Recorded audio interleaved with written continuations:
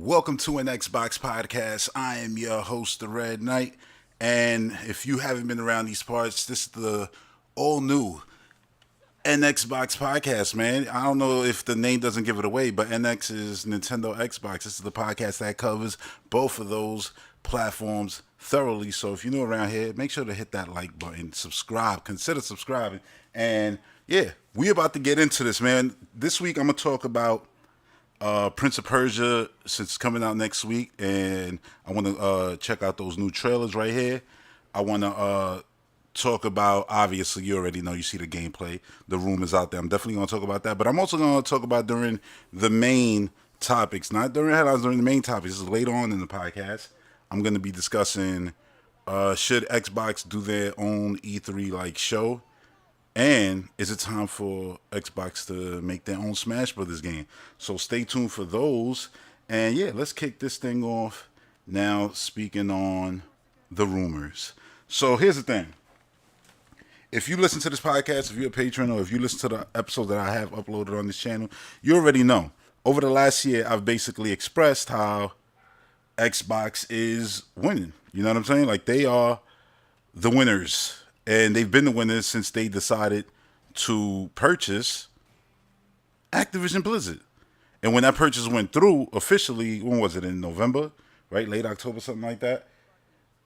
I came on this very podcast. Well, let me not say this very one, the last iteration of it. But, you know, numbers wise, this very podcast, welcome to 331, by the way. And I said, yeah, the console wars is officially done. So if you're going back and forth at this point with Sony, guys, it's because you're doing it because you're so used to it, or you stuck in 2012. And when I said that, I wasn't lying. I felt like that genuinely, and I still feel like that even more so right now. Because, I mean, what exactly are y'all going back and forth about? Xbox making more money, they got more first-party games. That isn't going to change. That's been the case since this generation started. It's going to keep going that way. You know, all the moves that Xbox made have been incredible. And I'm talking about Xbox, you know, as a whole. All the moves that they've made have been incredible. And I'm going to talk about many of those while I go through this topic. But I just want to be clear about one thing. This is a rumor. That it don't even matter where it came from. It don't matter at all. This is a rumor. There's no truth to it, but you'll find Xbox channels, whether it's, you know, friend or foe channels, they're going to be talking about this like it's something that's really already happening. And Xbox, you shut it in Xbox. I'm telling you right now, Phil Spencer, God damn it, man. Like, and I'm like, nothing has happened, but you're going crazy. So the rumor is, it's not even Hi-Fi Rush. The rumor is, well, no, right now it's Hi-Fi Rush or it's Sea of Thieves going to Nintendo and PlayStation. There's a lot of rumors right now about Xbox, and I mean, it's just really noise right now. It's just something to talk about before they do a developer direct, and then you see, you know, them shut people up with just games, just like they did last year. And I just look at it like, why are people taking this so serious? And then the conversation it led to, I think is wild. Because like I said, listen, I'm in a different time frame. Because since 2017, I've been on this very podcast talking about, like, this generation, they already won because they chose to be everywhere. You know what I'm saying? So eventually, there's going to either be a dongle or it's going to be an app on your TV where you're going to play Xbox and you ain't even going to have to buy Xbox. You didn't even go to the store to buy Xbox, but somehow, some way, you're going to bring home an Xbox. And that's reality now. And I swear on everything that I've been talking about that since 2017, right here. And now I gotta, you know, just bring that all back in a way of saying, now we're years ahead. That is a reality. Samsung TVs comes with Xbox and all that. You know, on PC, Xbox put in a crazy number. We all celebrated Starfield's success on Xbox and stuff like that, right? So this is nothing new. You know, you look towards Japan. Xbox ain't never gonna get a foothold in Japan.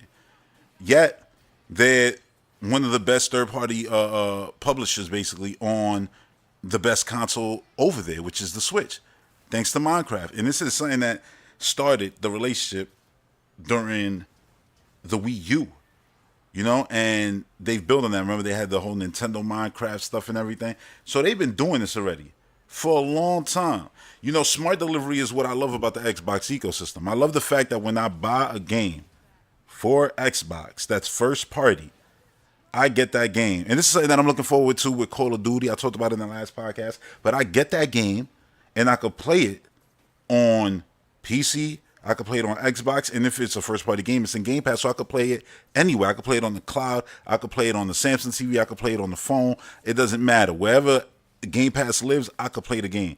I love that about Xbox. That's literally why I choose to buy every single game on Xbox. It's because how they handle first party and how they handle third party. When it comes to forward compatibility, nobody touching them. When it comes to backwards compatibility, nobody's touching them. If you bought the same games that I bought on Xbox One, on PS4, my games today play better than yours. That's not an opinion. That is a fact. That's not about hating. It's not about console war. It's just the truth. It's the reality. I can only wish Nintendo does something like that with their next console, and you can only wish that PlayStation does something like that with their next console. Why wouldn't you? Your old games playing better. You know what I'm saying? Like, that is great. It's wonderful. It's genius, right? So these are the kind of things that Xbox ecosystems bring to the table. So this rumor came out, right? And everybody starts going crazy about it. And I'm like, wait, but what changed? I just mentioned Minecraft. Literally every PlayStation that sells, I've said this already 1,000 times. I know my patrons are tired of hearing me say this, but every single PlayStation that sells is mainly selling to sell an Xbox game, Call of Duty.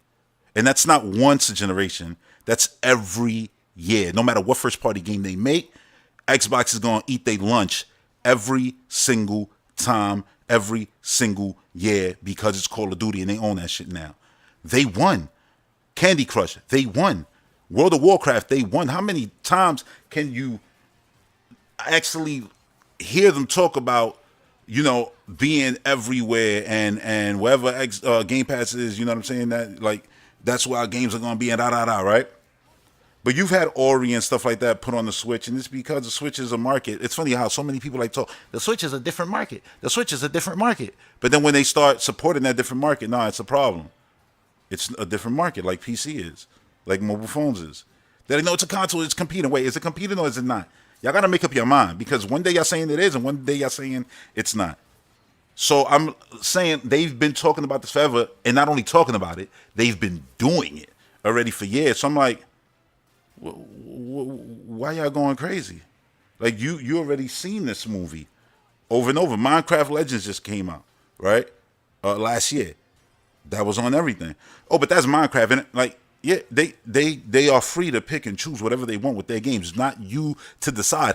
Honestly, the reason 99% of the people are mad about this, they're going to make a million excuses. Oh, no, but the ecosystem. Why should I even own an Xbox? Everything I just said at the beginning of this podcast, because PlayStation ain't doing it and Nintendo ain't doing it with no third-party games. Are you buying games thinking in the future, this shit probably going to run at 120 frames per second, 240 frames per second? Because Xbox did that. It's not something we talk about theoretically. It's what they really did. So that's why I buy games on Xbox over anywhere, because they're the best here, and I've got the comfortableness of not having to deal with no PC bullshit of, oh, does the thing run on this? Does it run well on PC?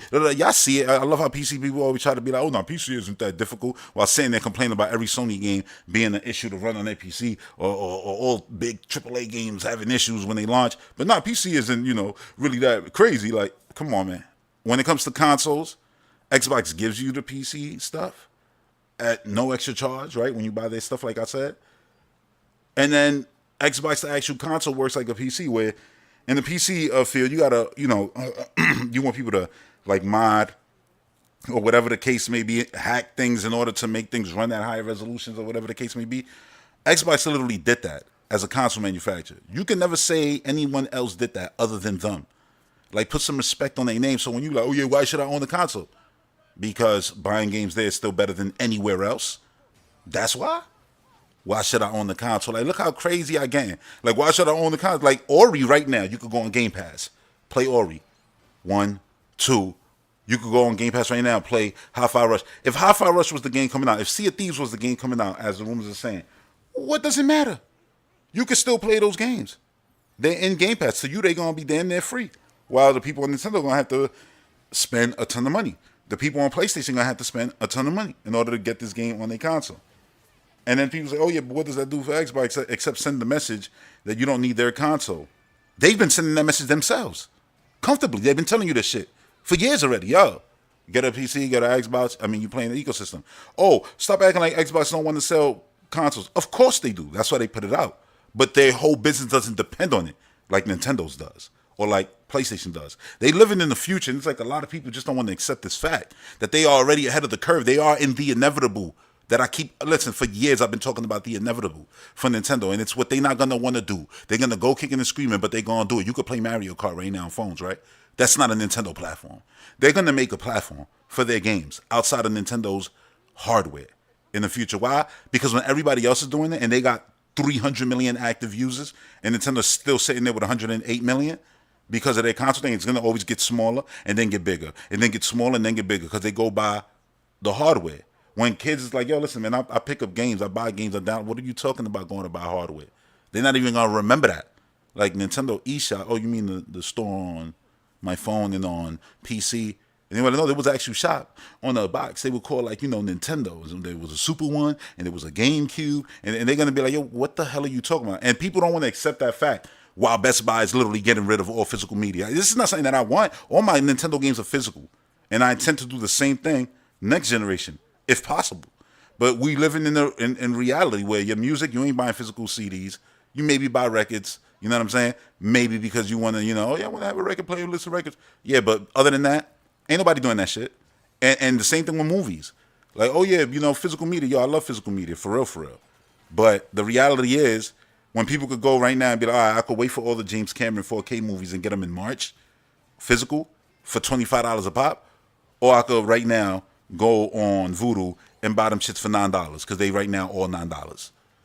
And people on 90% of the time going to choose the $9. Why? Because I get everything there. I get the bonus features. What do I not get here? It's not like I'm just getting the movies and then missing out on the bonus features. Voodoo don't work like that no more. They give you everything. So people just gonna believe, I just get it digitally. It's more comfortable for me to just scroll through movies. And to be mad at that is just to be mad at the world. Old man screaming at the cloud. And that's what people doing. And to get, back to the point of people being upset because of console war shit, if you look at it, all of the anger mostly reads like, I use Hi-Fi Rush against, what's the, it's like the Telltale Walking Dead games, the story game, the Dawn game, what was it, I don't remember the name of it, but it came out exclusively for Xbox. But now it's coming to PlayStation and probably Switch too. And nobody made no big deal about that. Nobody said nothing. But now the rumor of Hi-Fi Rush, because this is one of the ones that we use against PlayStation. It's stuff like, bro, like you fighting a war that you already won. You literally just stomping on the meat. There's no flesh there no more. You actually stomping on the stain of their blood. They're done. This is not an opinion. This is a fact. Only one still playing console wars is PlayStation fans because they want to believe that, no, we didn't lose. Like, bruh, y'all done. We done did the funeral, the wake, all the shit. It's over. And I'm not just saying this on some, of course, yeah, at Next Box Podcast, he going to be a fanboy. Nah, I'm telling you the truth. When it comes to this shit, every single year they bringing in money like crazy.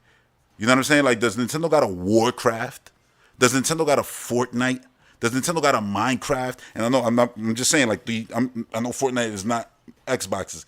I'm just saying games like that just been going for years. And you could say Mario Kart, but again, you got to get the box to get to the game. And then you could say Mario Kart Online on mobile. And I'll say, yeah, maybe that one.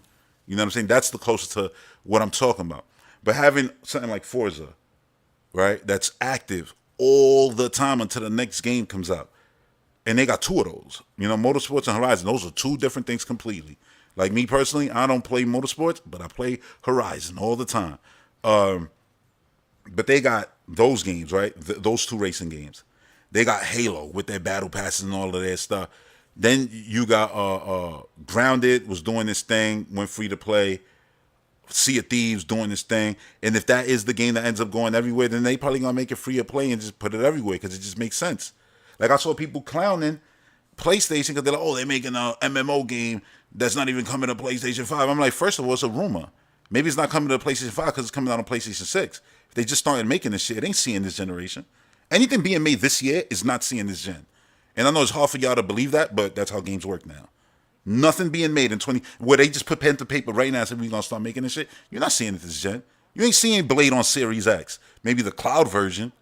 But that shit going to be done in like deep into the next generation. You know what I'm saying? Like, and people don't want to believe that, but it's like, oh yeah, they're not putting the Horizon MMO on PlayStation, and this is because PlayStation is a small. PlayStation 5 is a goddamn. It literally is a useless piece of shit for them to put it on it. If you want to go by active use and things like that, so they go on phone and PC. And if it does crazy good, they'll probably end up porting it to the PlayStation 6 or something like that. The reality is that what they doing isn't crazy. You know what I'm saying? Like Warcraft right now ain't on Xbox, but Xbox own it 100%. Oh, because they just own it. If they owned it from the start, that's not even what I'm talking about. I'm saying, do you see them talking about, yeah, we're going to bring Warcraft to console? And they probably never will. Should they? Yeah, but they probably never will. And here's the thing. People freaking out about like Sony, oh yeah, their game isn't going to be on the PlayStation. Bro, they're chasing Xbox. I don't know if you notice, everything they doing is monkey see, monkey do. They chasing Xbox. They're going to put everything on PC day and date, sooner rather than later.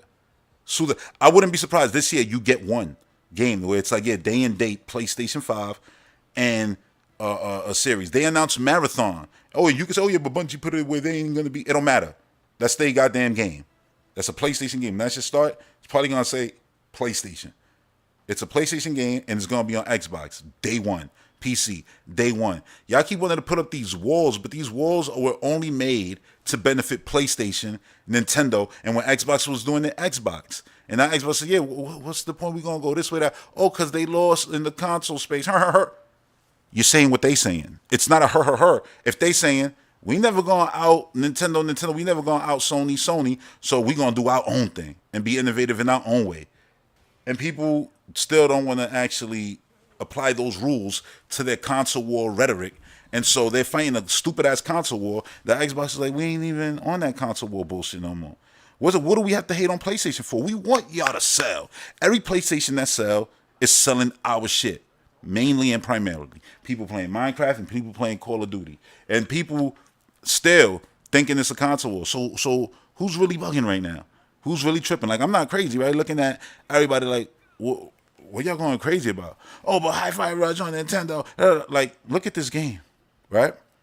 I get it. Like, yeah, it means something for Xbox if it's exclusive. You know what I'm saying? Like, and it means, buy Xbox in order to play these experiences. I'm like, sure. But I also want to talk exactly to all the people on the internet who's saying this, because y'all the same ones who was on the internet saying y'all got beast PCs. This always is going to come back to bite y'all in the ass. You got a beast PC, then why you care? You could have played this already. If you got a Switch and, I got a beast PC, I don't need an Xbox, because I heard Nintendo guys say that, right? And I'm one of the Nintendo guys who say that, but I actually do have a PC, do have a Nintendo Switch, and do have multiple Xboxes. You know what I'm saying? Like, and I'm just like, you got this beast console, so you could play Hi-Fi Rush. What does it matter? You know what I'm saying? Like, they already had, like, this is what I'm saying. Like, they're already doing this. And there's like, oh no, but they don't got to support Nintendo or whatever, dude. Whatever you say. They're free to do whatever they want with their games. And it doesn't matter if, oh yeah, like what's that game called, yo? That Dawn game. Somebody listening could put it in the chat. It's that point and click adventure that was Xbox exclusive, but now it's multiplat. If you ain't care about that, then don't care about Hi-Fi Rush. Don't care if it was Starfield, honestly, because the first party game is a first party game. It is what it is. But this is the thing. It's that console war rhetoric. It's why nobody ever wants to bring up Pentiment. But oh yeah, Xbox had no games that year. But weren't they more highly reviewed that year than probably PlayStation's own first party game due to Pentiment alone? But it's like, nah, that one don't count. Like, nah, it does count. All genres count. This is why, as a Nintendo fan, I laugh. Because it's like, I get it. Xbox fans, the shooter box. But it's like, yo, Xbox ain't the shooter box. It hasn't been that for a decade. It's the variety out the wazoo box. You understand? Like, there's so much variety on this thing. Like, an incredible amount of variety. To be only talking about it like it's still the shooter box, nah, they just do that really well.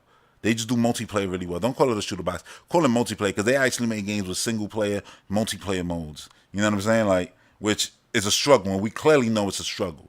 And that's another thing. Let me bring up leaked documents, right? We seen how this industry is struggling, left and right. Everybody. Oh yeah. First, let's go with the spend them out of business. It was Mad Booty, right? So we could spend them out of business. This was before the Activision Blizzard deal. Yeah, people like, remember, they gonna do that, they gonna do that. And people still say they gonna do that. What are you talking about? They gonna do that. They done did that. It's not they gonna do that. They done did it already. It's over. They did it. They spent them out of business. These dudes is moving consoles for us. You moving weight on your block, but the weight is mine now. What, like, why is that hard to understand for people? Like, this is the world it's over. Spend them out of business. That was saying that leaked out. Yeah, that actually happened. And then you got the leaks from Sony and them saying, yo, listen, our shit ain't enough. We got to be on console day and date. We want to sell you $100 versions of games. And people are like, they're going to sell $100 versions of games. I'm like, they're doing that already. Avatar right now, go buy that, the deluxe edition, $100. Call of Duty, deluxe edition, special edition, Vanguard edition, whichever edition, $150. They doing that already. Like, it's just ways to make money. Yo, selling video games is hard. Making money off them is even harder. So Microsoft doing everything and anything they got to do. And I said, listen, being on Switch, you got to think Tango is over there in Japan. So they walking around and I was like, yo, our game doesn't ring no bells in Japan. For the simple fact that it's not on the console that everybody got in their pocket. So if Xbox, like Phil Spencer has talked about before, people could come to us and be like, yeah, we want this game to be on everything. We think this should be for everything. And they're like, cool. Because, right, they got that open policy, which is beautiful. Oh, you want to move work over there? No problem with us. And so if Tango was like, yeah, we want our game over here. It could be big for y'all. It has a nice Japanese aesthetic to it. It is a Japanese game in the first place. Even though the director is not Japanese, the rest of the team is. You know what I'm saying? So, yeah, we gonna sell this game in Japan. It becomes popular. Part 2 comes out. People don't wait a year for it to potentially come to the Super Nintendo Switch. They go and let me subscribe to Game Pass. I can play it on my phone. Even if I don't want to invest in 100% in the Xbox ecosystem, I could dip my toe in. Dipping your toe in, that's something that you just can't do anywhere else. How you dip your toe in to play Tears of the Kingdom? How you dip your toe in to play Spider-Man 2? Spider-Man 2, you got to wait for them eventually to put it on PC. But for the most part, you're going to be out here waiting. And what Xbox is doing, I think it's perfectly fine. Like I said, everybody's throwing something everywhere. And I know people say, oh, Nintendo ain't giving nobody nothing. Listen, Nintendo gave Xbox the common courtesy to say yes to GoldenEye. And that's what it was. And I'm not saying like it was a good thing. I thought that shit played out garbage. Because it was like, yeah, it's online, Nintendo Switch Online. And it's not online on Xbox. Like, this some bullshit. But the game came out, people finally got their GoldenEye. It is what it is. I ain't care whether they had it online or not, because nobody, like me personally, I wasn't going to sit there, spend my day playing GoldenEye over playing Fortnite, over playing Call of Duty Modern Warfare 4, over playing anything, Splatoon. And like, there's too many dope-ass games that are new right now for me to be wasting time on nostalgia right now. Like, so, yeah, I look at it, I'm like, this is nothing. I couldn't agree with all of the getting up in arms. It's not like I don't see what people trying to say, like, oh, Xbox need their own. Don't worry. If they give away 1 or 2 or 3 or 4, they still got a lot of games. Y'all forget. It's like 100 developers over there. People be like, what do you mean 100? Because, yeah, you be naming, oh, yeah, they bought this studio. They bought that studio. Yeah, but that studio got like 3 developers in it, 3 separate teams in that, You know what I'm saying? And it's like there's 3 different directors directing 3 different things, teams supporting that. And, yeah, they're going to have a lot of games to spread around. And I think it's fine. You know what I'm saying? Nintendo, again, people want to say, yo, it's a different market. It literally is, too, in Japan. Like, Xbox may as well be like, yeah, you know what? We're going to put it mainly for Japan. But, hey, it's already on the system. Might as well put it out everywhere, because look how games sell on the Switch. And people get bothered by that. But here's the funniest part about all of this. I talked about this so much right now, so thoroughly. I think I've made all my points. But this is all bullshit. None of it is true. There's no proof of this or nothing. And then people say, oh, I hate when people take these rumors and they make it into an Xbox bad, Phil Spencer bad, Sarah Bond should, Aaron Greenberg, how could you? Like, wait, first of all, relax. They should come out and say that this isn't true. So what? So when they say it's a rumor, Xbox decided to put Halo on PlayStation 5, exclusively the next Halo game. It ain't coming out on Xbox. That's a rumor. Should they have to come out and say, y'all really believe that dumb shit?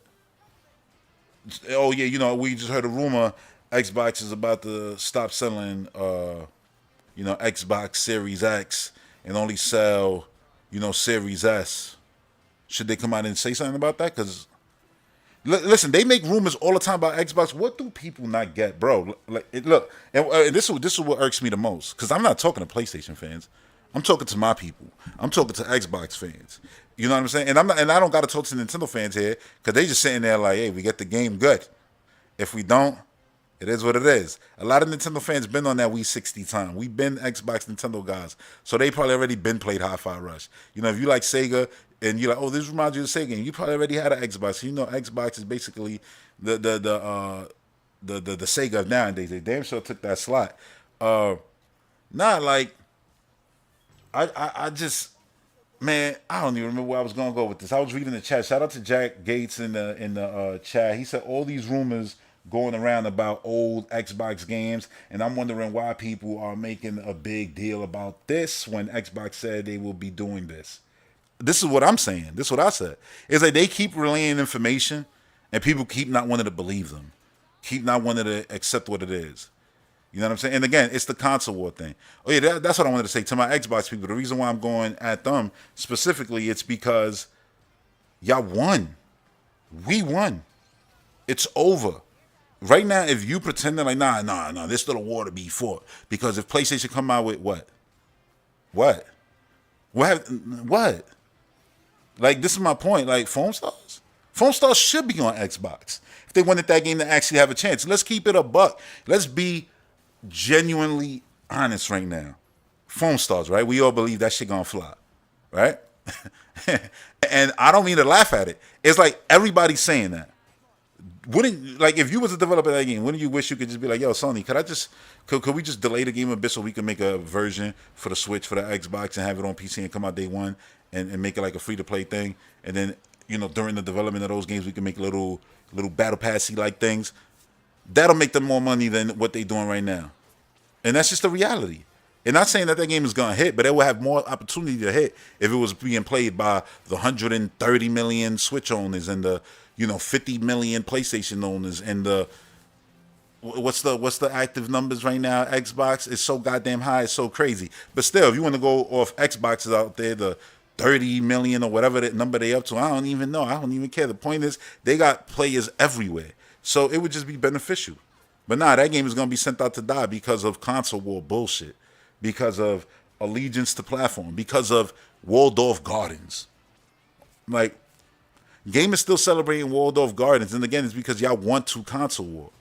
It ain't about the games. Y'all don't give a shit about the games. Y'all really want to console war. Y'all use these games as a weapon. That's why it hurts y'all so much that, oh my God, how dare it? Hi-Fi Rush? Like, oh boy, what y'all gonna do when Doom is like, yeah, they're like, Doom been coming out on everything for years. We just dropped all these anniversary editions. That was the last thing that Doom did. Hell, that was the last thing that the developer did. Oh, no. They came out with the Quake stuff. They remade Quake games. That's true. Let me not take away from that. But other than that, when they came out with Doom, they rolled that game out with a bunch of celebration, right? 30 years of Doom and all of that stuff. If they like, yeah, you know what? We want to keep Doom on everything. And Phil Spencer's like, all right, cool. Xbox fan, they should have made that shit exclusive. While Doom goes on to sell 10 million units because it's available on everything. Game Pass numbers go up, and all that money goes directly to whose pocket? Xbox. For them to fund what? More exclusive or just games that you're going to get in your Game Pass service. Like, but if they going to do that, then they might as well just go third party. Look, I'm going to be real. If you saying that shit, I'm not going to take it away from you, but ask yourself this. Are you really a fucking Xbox fan if you just said that? If they making the game exclusive, they might as well go. You be stuck with $70 PlayStation. You be stuck with no Game Pass. What are you talking about? You that upset that you just saying dumb shit? The reason why we play on Xbox is because of forward compatibility, backwards compatibility, smart delivery, auto HDR. You know what I'm saying? FPS boost. Ain't nobody else doing that. Don't act like the Xbox ecosystem ain't the best. You know what I'm saying? When it comes to a game ownership and even digital games preservation at this point. Let's keep it a buck. I'm a hardcore Nintendo fan. You see the podcast name, NXbox Podcast. This is the NX Podcast, the Nintendo Xbox Podcast.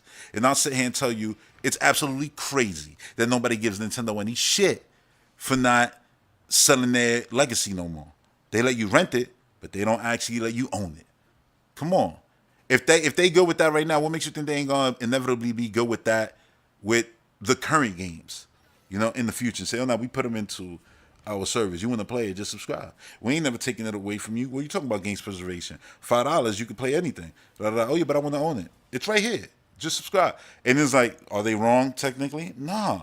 But is it whack as a person who and I mean we all alive right now, so we all come from the age of physical media, but there's gonna be a point where we're gonna be talking to people and they're not gonna even understand what the fuck physical media is. It's like, man, it's like, yeah, like, it's kind of, they make sense. You can look at it like, and I always say, listen, they can still innovate on digital stuff, Xbox. But if anybody's gonna do it, it's gonna be Xbox. It ain't gonna be Sony. It ain't gonna be Xbox. They're not even close to the digital world that Xbox is in right now. And that's not hating, that's facts. So if anybody was gonna get close to doing this, what I'm about to say, it's gonna be Xbox. Imagine if you play a game and you're like, you know what, I want to trade this, right, for, let's say, a Microsoft Points like situation. So it's like, yeah, my copy of Hi-Fi Rush, I could trade it to you, right? But let's say I got the DLC, which you see I got a bunch of DLC, everybody's dressed different, right? Oh yeah, I own the DLC. You could sell all of that, so it makes it a little bit higher than, oh, this is how much a digital Hi-Fi Rush go. So there's a storefront where you could give games, trade games, sell game, whatever, in order to get points, in order to get other games. So that now your physical, your digital media could be actually, getting all the benefits of physical media. Because listen, with physical media, the thing is, when you ain't got no bread and money tight, and a new game coming out, and you got some fire game that you love, but you already beat it. Listen, that game used to go get traded, and you used to get the new thing just to be on the wave or whatever the new thing is, and be like, I end up getting it down the line when I find it cheap or something like that. That's a real thing, and it helps people play. Now I know Xbox got Game Pass, so it's like, yeah, that gets alleviated, but it's still a reality for some people. It's definitely on Waldorf Garden consoles like PlayStation and Nintendo. But yeah, I look at it like, this is already what Xbox been doing. You know that this is what they've been doing. So why, make this into something so crazy? Like, oh, you're losing your identity. Xbox identity right now, they're known for being able to play it everywhere. Listen, people be clowning the Xbox, like, oh yeah, I don't own the Xbox while playing Starfield through Game Pass on PC. It's like, you don't own the Xbox? Shit, could have fooled me. You know what I'm saying? Because you're on Game Pass right now. You playing, playing all the Xbox games. What you talking about? I don't care for Xbox. Yeah, right. But you playing the games though. But nah, I didn't even mention like MLB The Show. Oh yeah, that's forced by the MLB that they got to be on everything or whatever the case may be. Yeah, and that's the same case with Call of Duty, right? Like they got basically forced into making Call of Duty on everything. But is that really a negative? You know what I'm saying? Is that really a bad thing? The fact that you getting MLB The Show every year in your Game Pass subscription while PlayStation guys got to pay for it? Like, it's still a W. Again, it's still a W. That scenario is the scenario of a potential Hi-Fi Rush or something like that going elsewhere.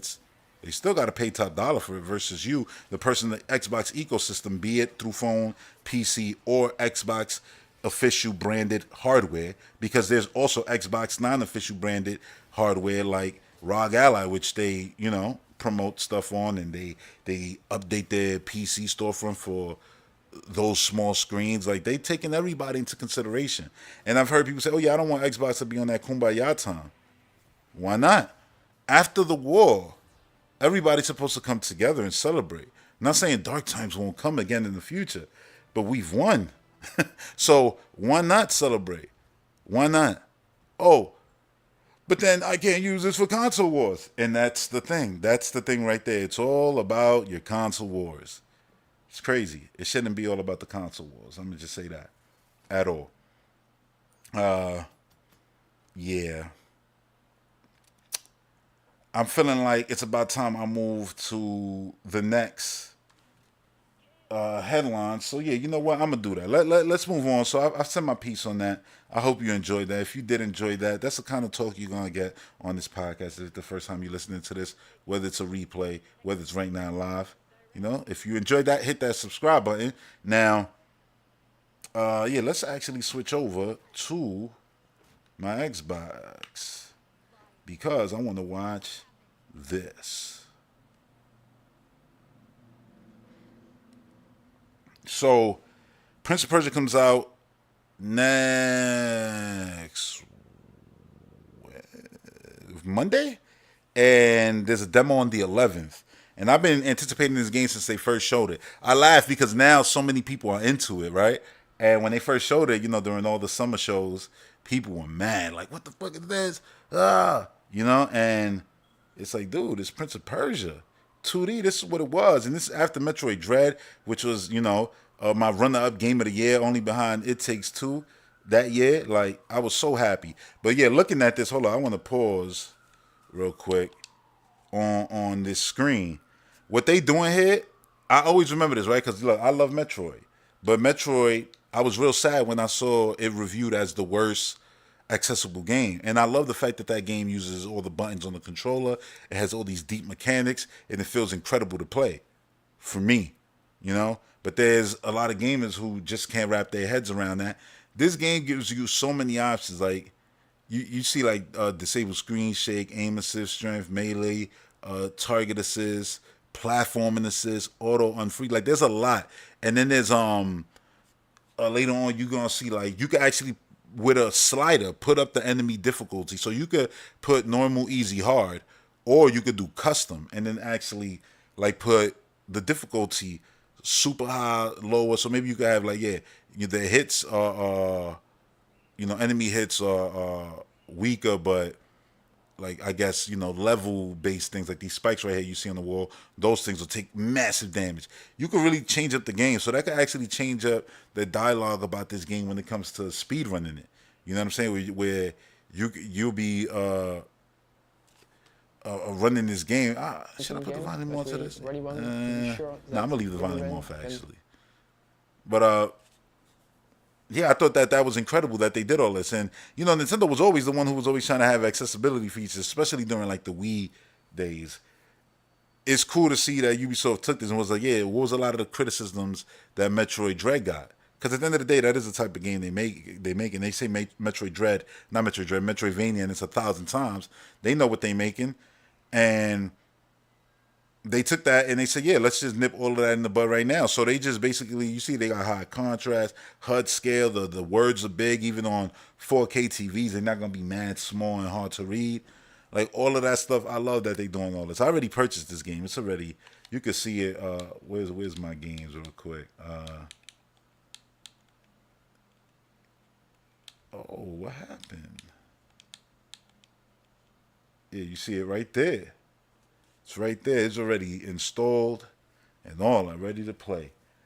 Cannot wait, man. I'm gonna play that demo. I wish the demo just continued into the main game, but if I gotta play that opening demo section again, I don't mind.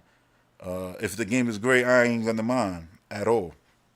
But even then, like, I purchased this game already. If I play that demo and I don't like it, I could go on Xbox Live and just cancel the pre-order and get my money back. It's little stuff like that you weren't even able to do on competing platforms. I'm not even sure if you still could. I would hope you could, but it's like, yeah, the ecosystem, man, speaks for itself. So people getting so hurt. Oh no, I don't want to. What's the point of owning an Xbox? Easy, because check this out. I'm buying this game, right? It's not in Game Pass. I know I could get a UB Play. It's like $20 or something, and I could play this. I could play Avatar, all kinds of stuff. But nah, I straight up spent $65 for the deluxe version of this game to get early access and all that. Right? And here's the thing. If you bought this game on Switch, which is going to be 60 frames on that, which is awesome.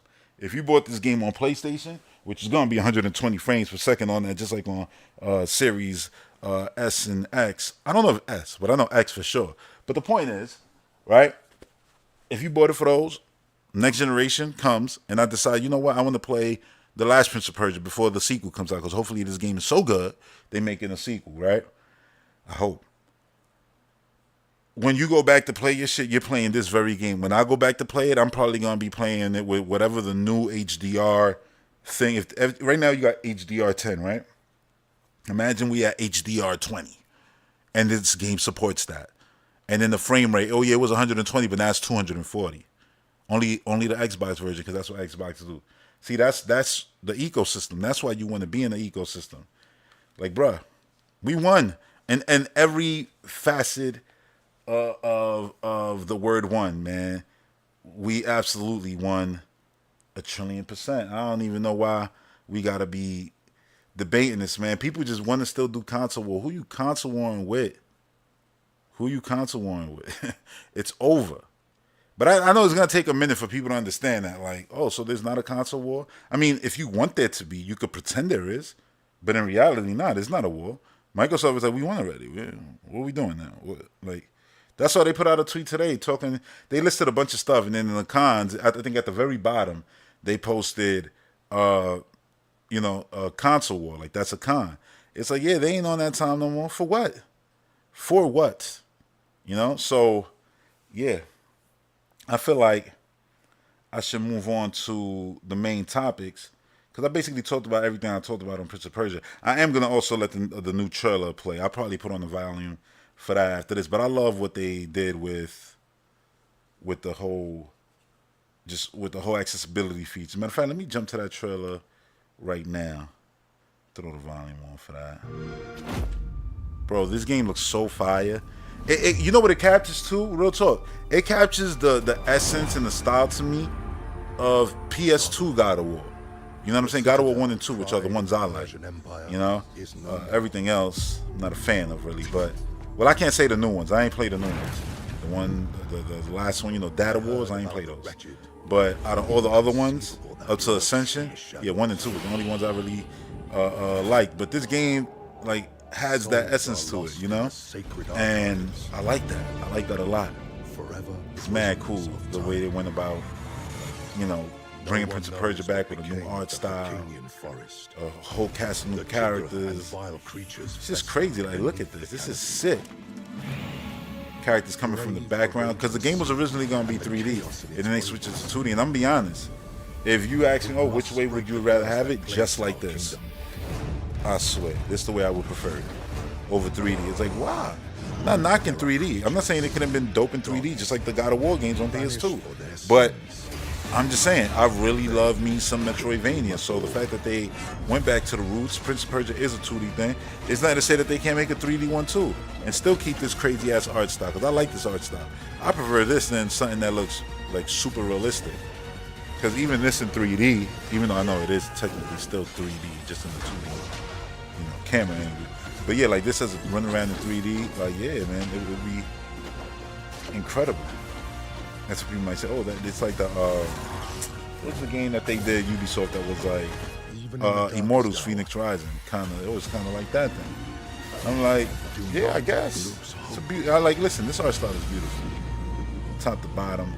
I don't care what nobody say. Yeah, let's switch up the game. Well, not let's switch. I mean, to a game. And that game is gonna be. Oh, here we go. Wait for it. Wait for it. It's coming. Where does gameplay at? Oh, my bad. I'm pressing the wrong one. There you go. All right. Some Banjo-Kazooie, man. I was playing this the other day, actually. Dark Sun, what up, what up? If you wanted to hear my whole thoughts on the Xbox rumors, that was at the opening, so you're probably gonna have to rewind for that. But yeah, man, I saw people talking about, they should remake Banjo-Kazooie 1, and I'm like, please, God, don't make something new. I'd rather you just make a sequel. Just make a damn game where you collecting the same crap you collected in this game, but just make this again. You know what I'm saying? If anything. But even then, I still want them to do quality of life. Like, people be wanting Banjo-Kazooie done just like Banjo-Kazooie was back then. I'm like, you do that shit today and it ain't gonna do well. What you need to do is look at Mario games too and take from those. You got to mix in what the evolution of the 3D game platformer, and apply that to, this too. So, yeah. The next thing that I wanted to talk about was, all right, so let's talk about, let's get into the main topics real quick. So, this first one is Xbox could start developing their Smash Brothers game now. That's what I titled it. And the reason why is because the truth is, when people hear, their Smash Brothers game, they automatically think, do what is it, Nickelodeon, right? They got their Smash Brothers game out there right now. You have the Multiverse, the Warner Brothers one. All right, so when I say their Smash Brothers game, I don't mean that. I think what Xbox should do for their Smash Brothers game is make corridor shooter. You know what I'm saying? Like Perfect Dark, Golden Eye, Time Splitters, one of the old style shooter games, and throw their characters in it. Since they got characters from Wolfenstein, Doom. You know what I'm saying? Like the list that they got Call of Duty characters, which there's a bunch of those. You know what I'm saying? Gears of War characters. Did I say Halo already? But you got Halo and then they could throw in third party characters like, who they got just good deals with relationship with, like Hitman character could be in there. There's a lot of shooting franchises out there, so they could do their thing. And I was thinking, imagine if they did that and maybe had like a couple vehicles in there, because even Time Splitters had its little vehicles in there. They weren't the best, but they had them. But imagine them having like the Warhog or the vehicles from all these shooters that are saying. Most of these shooters got vehicles in there, but oh yeah, I didn't even mention the Doomslayer, having the Doomslayer in there, characters from Quake and stuff like that. Now you might say, oh, they should just make a Quake, and I'm like, yeah, they could do all that stuff, but I'm just saying, imagine them having a free to play shooter game that start all their characters. You know what I'm saying? All their IPs. Like, that would be mad cool, because Xbox was known as a shooter box anyway.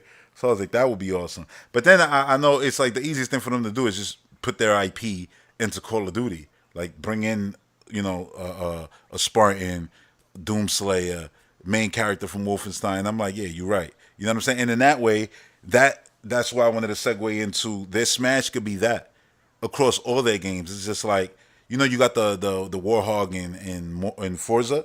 So what if they put more? You know what I'm saying? More vehicles from other games, more sci-fi vehicles in there, because they had in Horizon 4. Yeah, because I got that car, the one from Cyberpunk. You know what I'm saying? From that game. Like, so I said they could just do that, but right, like, off the bat, like, make that something where you just expect it. Like, yeah, if we got a shooter game, expecting Gears of War for there to be a character model for the Doomslayer, for all these shooting IPs, and it won't dilute those shooting IPs. I think if anything, it'll bring awareness to them and say, oh, that's the guy I play with, or that's pickable in Gears of War or Halo or whatever the case may be. So now that they got all these IPs here, I think that they should just give people free reigns to use them. Like, for real, like, y'all own IPs, like, people don't even gotta ask. You want to put that character in, cool. I mean, you still should ask. I mean, like, yo, this character model good. This is the way we design Master Chief. You like that?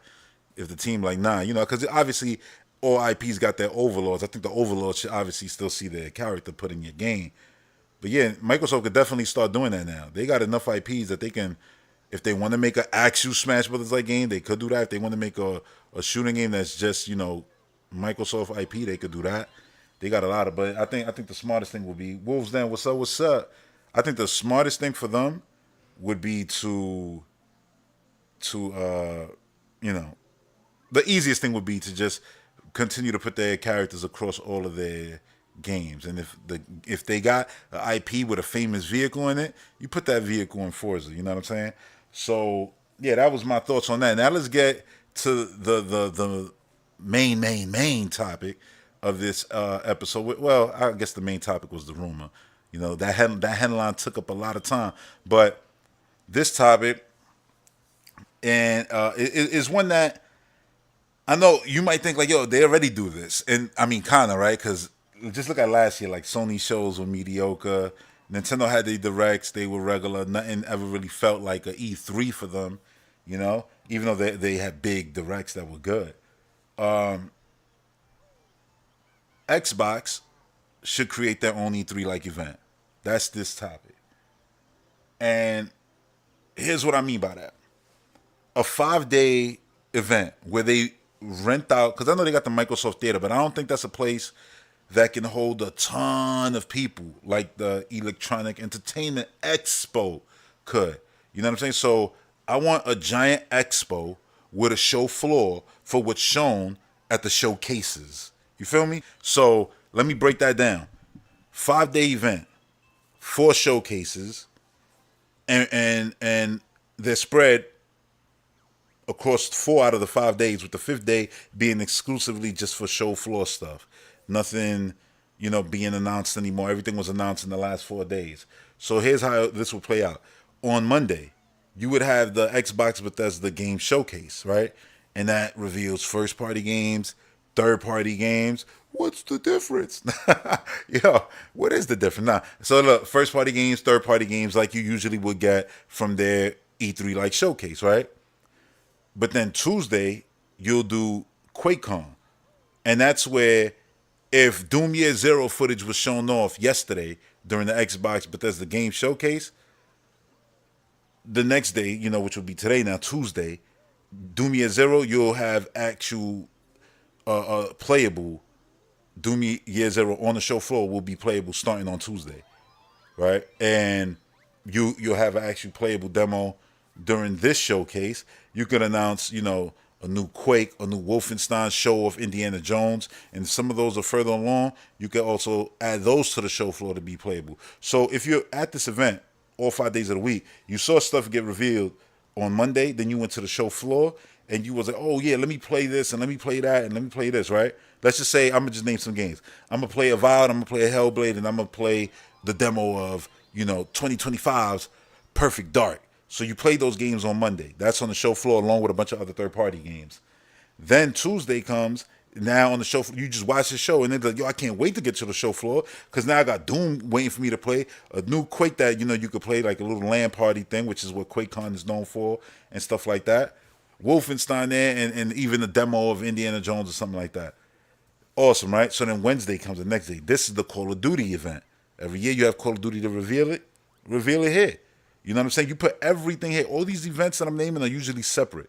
Xbox Bethesda, QuakeCon, the Call of Duty event, and what I'm going with on Thursday. So after Wednesday's Call of Duty event, now you have maybe a demo playable of Call of Duty. Maybe you have the online playable. They could probably have it playable because this is the Call of Duty with the longest development cycle. So online might be at a playable state for them to have it at this event, at this Xbox Expo. They do XO. Just change it to X3.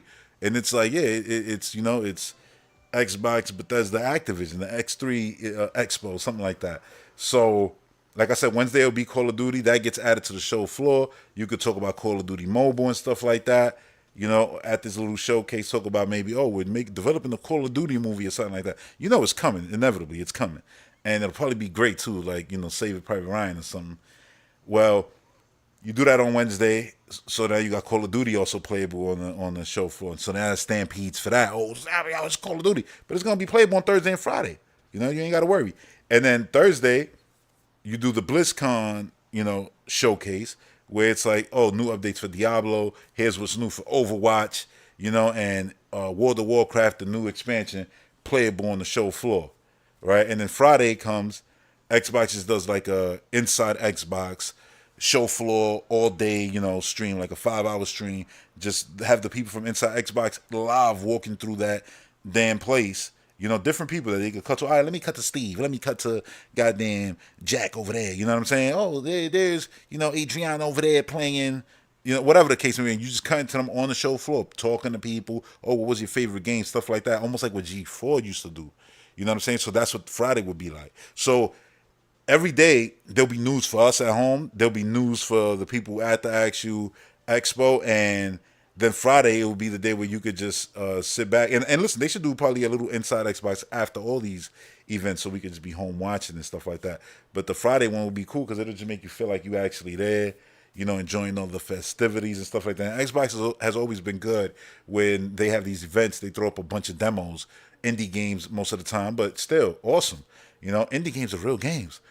So they throw up those games and you could be playing them, downloading them while you're sitting there hyped about everything from Monday's Xbox show, Tuesday's, QuakeCon show, Wednesday's Call of Duty experience, and then Thursday, oh my God, the new Diablo update, Overwatch, and maybe they announce a Warcraft movie or Diablo anime or something like that. Like, Microsoft is in this position because of everything that they own and how many people are going to be developing games at all times, that they can really, really, truly have a E3 like show and it feel genuinely like E3. And they could sell tickets and people could come from worldwide. If they wanted to be crazy, they could say, oh yeah, Tuesday's QuakeCon is going to take place in Wellington, New Zealand. So you got people over there playing it. But the stuff that's shown is going to be playable in, let's say, if it's in LA like E3 was. Oh, in LA, also in Wellington, also in Mexico. That's where they're going to do the Call of Duty event. So people in Mexico, going to be playing it. And again, once the showcase ends, it's playable also in LA. It's playable in Wellington. So it's like X3 in 3 different locations. I picked Wellington just because I remember they revealed and they launched the Xbox there first, and they had that whole, you know, Greenstown. That's what I think they did. They turned Queenstown into Greenstown, which was cool. Like they could do all of that if they wanted to. That one would be logistically harder. But the fact that they could do this, I really think even if it's not this year, they should really consider doing that, at least for the year that they're going to reveal their console and beyond. Start that year. So it's like, yeah, you come to the show, Monday the console get revealed. Now on the show floor, there ain't no Series X's or S's here. It's just nothing but the new console there. And then everything you see and being revealed on Tuesday, Wednesday, and Thursday are all going to be the versions for the new hardware. I mean, they are in a incredibly lucky position that no other console manufacturer has ever been. I'm not saying everybody can't have a year where they're like, oh, we got enough good stuff that we can have our own little show. They do. Those are called Nintendo Directs. Those are called PlayStation, showcases and stuff like that. But a full-blown event that you telling people you buy tickets, come, the media getting tickets, E3-like thing. Yeah, Xbox has enough there to do that. They got mobile games. They got whole giant mobile sections. Everybody could, and you got to understand, people think, oh, will they really sell tickets? I promise you the shit will sell out in a day. Because when King is promoting, oh yeah, the new Candy Crush stuff, experience at X3, that's what we're going to call it. That's a replacement for XO. X3, that's the replacement for E3, that's X3, right? So, oh yeah, X3, you're going to be able to play the new Call of Duty mode. X3, you're going to see what's new from Xbox, so you're going to get to see a Val. Fable might be there, playable.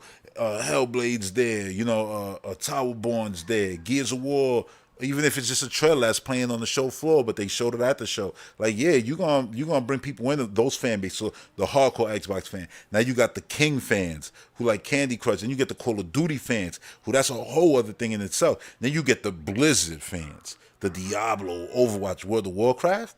Dude, that place is selling out instantly. They would probably argue with me, dude, logistically, you asking to bring in mad people. And it's like, well, yeah, that's what E3 was. Everybody can't go, though. When tickets sell out, they sell out, But there's nothing to say, hey, we launching that when Friday, when the Inside Xbox show ends, they could easily just have, oh yeah, surprise guest at the end, so everybody watches. Then the person comes out, oh, it's a developer of Warcraft. That new update that we've been showing here, played on the show floor, it's up tonight for y'all to play. Enjoy. That's X3. See y'all next year. Boom. Simple. Like, I say simple, like it's simple. It's not simple, it's work. But you know what I'm saying? Like, if they do this, that'll be genius. And I think it would do a lot for the Xbox brand, especially to show it as the thing that it is. Because it seems that even Xbox fans right now can't wrap their head around Xbox is an ecosystem more than it is a console. You may not like that, but it is the truth. If somebody want to say, oh, they lost the console war, so they went and did all that, it don't matter. They still won the overall award because every single PlayStation sold is mainly selling what? An Xbox first party game. So yeah, that's my overall thoughts on that, and that's my thoughts on Xbox having their own X3 E3 replacement show. Now I'm gonna get to some of these Patreon questions. If you're watching this and you got any questions, just throw them in the chat. I'll definitely get to them. You know what I'm saying? Do that. And yeah, Jack, who's also right here watching right now in the chat, shout out to Jack.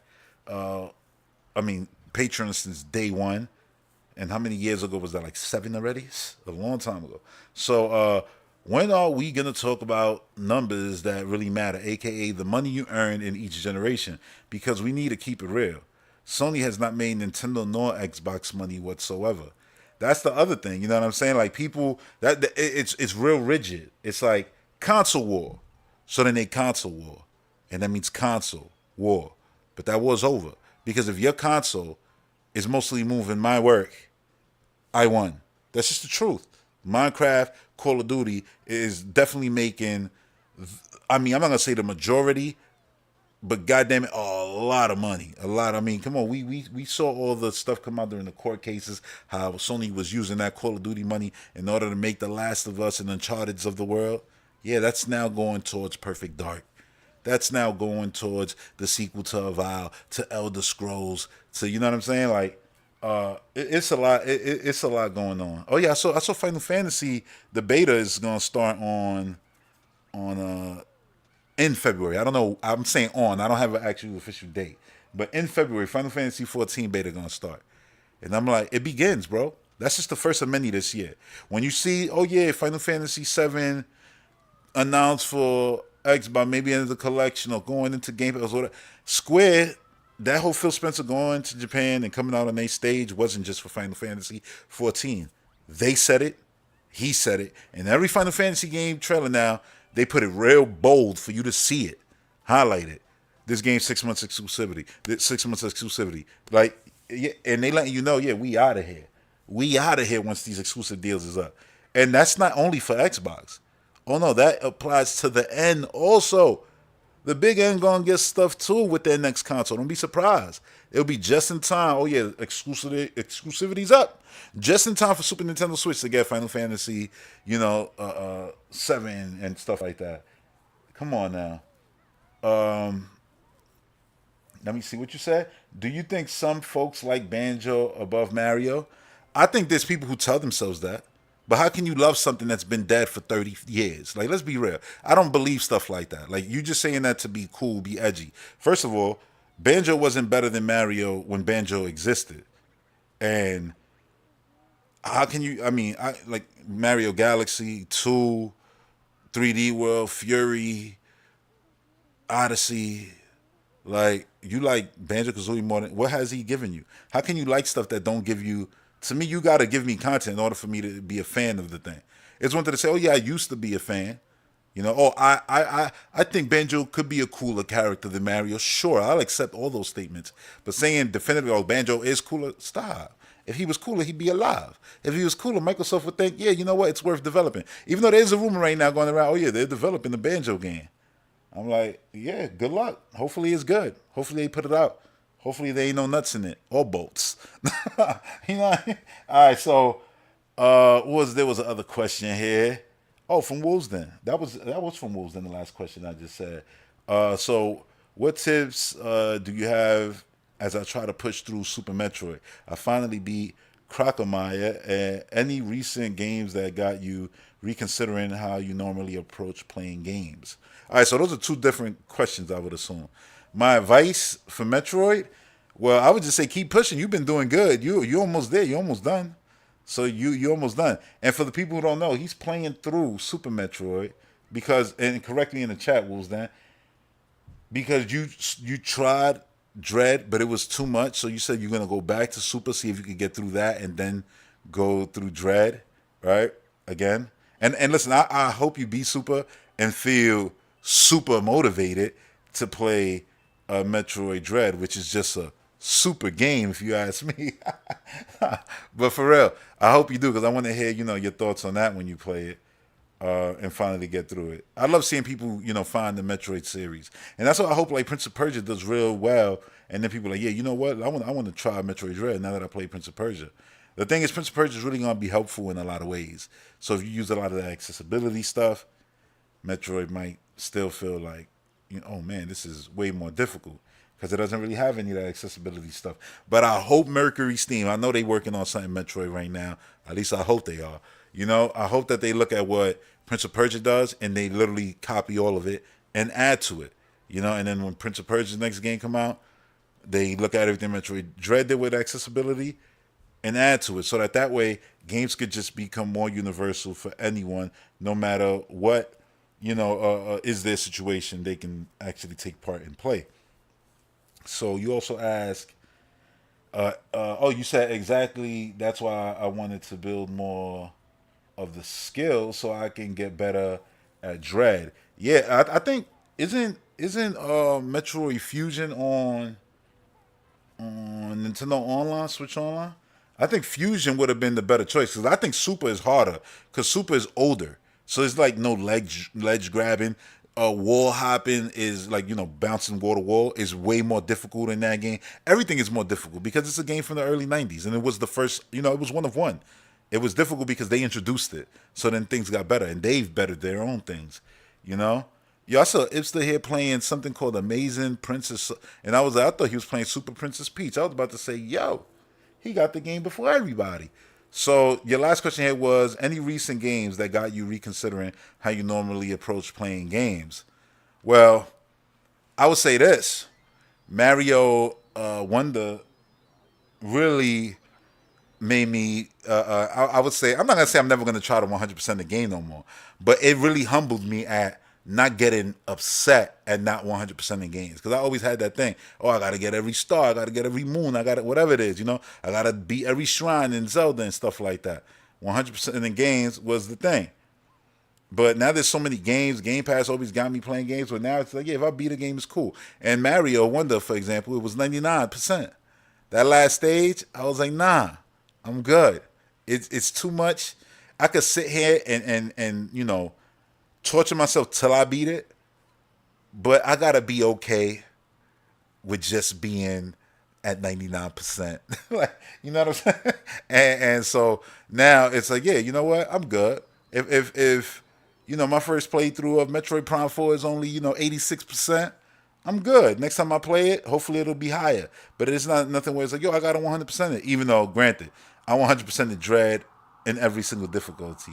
Well, I think they had that last difficulty. I was like one death or one hit. Not that one. That's just, I don't know who that's fun for, but God bless you. You know what I'm saying? God bless you, because the damn show ain't fun for me. Yeah, speaking of Zelda, I'm going to try to play a lot of Zelda before, Prince of Persia comes out next Monday. But either way, yeah, I want to do that, play some Tears of the Kingdom. So I'll probably stream Tears of the Kingdom tomorrow, actually, and let these podcasts breathe a bit in between.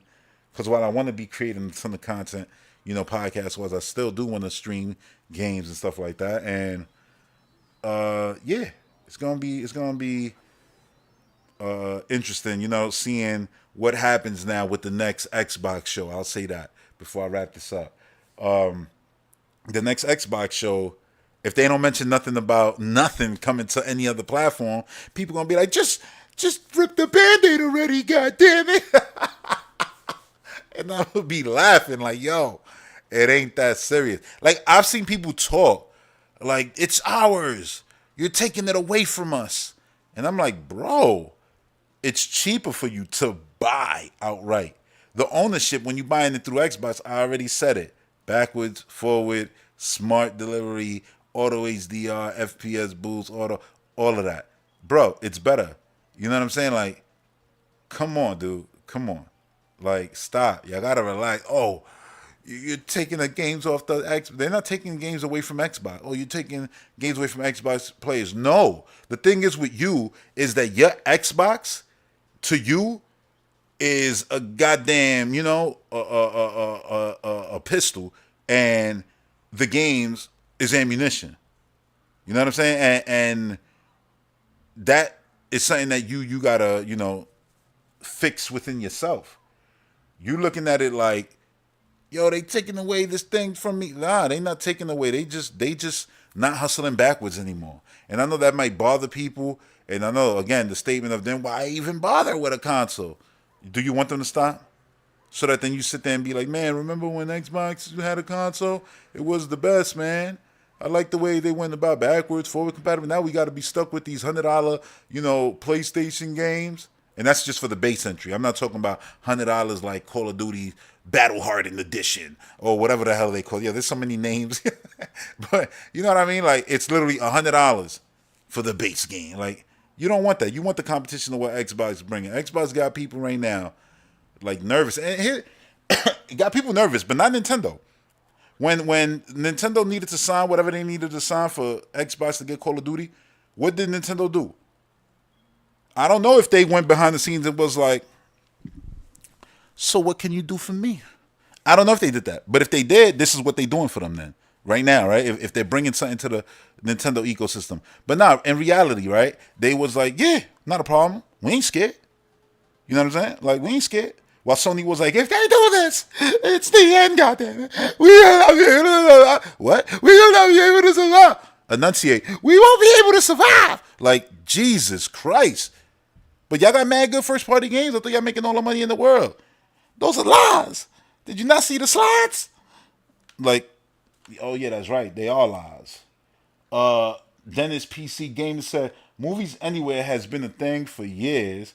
Gaming needs to catch up. Movies anywhere is new though. That was Disney who did that. And yeah, but you had Ultraviolet before that. I was on Ultraviolet and Voodoo, but I chose Voodoo more because I thought Voodoo was better. And then Voodoo had it where you could pre-order a movie. They would send you the physical from Walmart to your house. But the digital, you would get it the day of release. Remember how digitals were coming out early? So Voodoo was always better. And then Ultraviolet went out of business. And then you would have to connect your account, or your Ultraviolet movies got, taken into Voodoo. But now I got my Voodoo connected to my Xbox movies. So movies that I got on Xbox are in my Voodoo. My Voodoo movies are on my Xbox. And it's the same thing with Movies Anywhere. And it's the same thing even with Apple. Like, I connected my movies, my Voodoo account to my girl's Apple account because I don't got an Apple account, but all my movies is there and everything, so that's cool. You know what I'm saying? Like, I was on there on Thursday watching Godzilla, the show, Monarch, and which is a pretty good show. You should check it out. While I was watching it, you see right there on the side all my Voodoo movies right there, and I'm like, that's mad cool. And that's basically what it is, and yeah, it's basically Microsoft is just doing the inevitable, and that's the thing. Microsoft is always ahead of the curve because even like movies, not movies, the TV stuff. A lot of that shit could have stuck around because the world went in that direction anyway. You turn on your TV right now, like let's say you got a Vizio, for example. Like my shit, you turn it on the Vizio, you got all your apps right there, everything connected. Then you got free movie and free TV channels. And those TV channels, there's like a Ninja Turtles channel, and they just give Ninja Turtles all day, different Ninja Turtle shows. And then there's a Walking Dead channel. I think there's like 3 Walking Dead channels. You know what I'm saying? And then there's just a bunch of channels for everything. There's a Jersey Shore channel, all kinds of shit like that. Just popular stuff. And you just watch it there. That's what your TV does. It just gives you entertainment right out the box. And that's what Xbox was doing with all their little things and like the Snap feature. I wish they had the Snap feature because right now you could be listening to this and playing at the same time. Technically, you could be doing that. If you're a patron, right? Once this is done, the audio version, it's up on Spotify if you don't know, and then you could just listen to it while you play. But if you didn't have that, if you're not a patron, you could just listen to it right now, snap while you playing. You know what I'm saying? You could be playing Banjo-Kazooie while I'm playing Banjo-Kazooie, side by side. And they got rid of that feature. Dark Sun said, Voodoo has always been fire. Yeah, Voodoo is the best.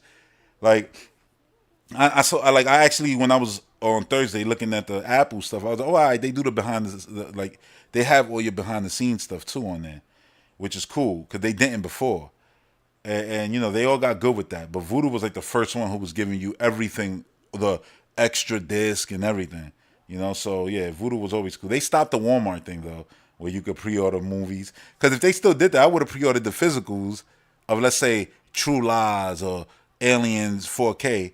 I would have had those already. And then in March when they come out physical, they'll just get mailed to me. Like, they was ahead of the curve on that. And that's how I could see physical games working. Where if it's like Microsoft is like, yeah, we only gonna print disc that we sell. So if you buy the thing, we print the thing and then we ship it to you. So that's our physical game. Because it's like, yeah, we're not giving physical media to Best Buy. If nobody's carrying physical media, how is physical media even gonna survive? Y'all ever thought about that? Right? So I mean, that's one way they could do it. Say, yeah, we print by pre-order. So if you go and you buy the game and you tick the box physical edition, you know what I mean? It's like, yeah, you gonna get the digital one automatically. That would be great, right? So you don't gotta even put the disc in your system, but you got it.